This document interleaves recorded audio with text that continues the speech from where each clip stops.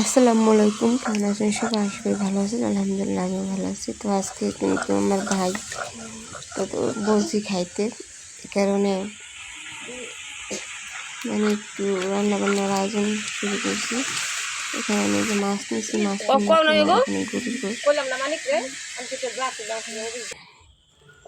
আর পোলাও আছে, পোলাও রান্না করবো। তো সব কিছুকে আমি ভাজা করে নিচ্ছি, আর এখানে পেঁয়াজ ভাজা রেখে দিয়েছি পোলাওতে দেওয়ার জন্য। আর আমি রান্নাটা কিন্তু দেখাইতে পারিনি, তো আমার মনে ছিল না ভিডিও করতে। খাওয়া দাওয়ার পরে এই যে এতটুকু রয়েছে এগুলো কিন্তু আমি ভিডিও করে দেখাইতেছি। আর এইখানে বোনের জামাই আসার সময় তরমুজ আর আপেল নিয়ে এসে ওইগুলো কাটতেছি বিকেলবেলা খাওয়া দাওয়ার পরে কয়েকটা সবাই দিতেছি। তো তরমুজটা কিন্তু অনেক সুন্দর দেখা যাচ্ছে, কিন্তু তেমন একটা মিষ্টি না। আর এখন তরমুজ একটু মিষ্টি কমই হয়েছে। আপাতত তরমুজটা কিন্তু অনেক বিশাল বড়।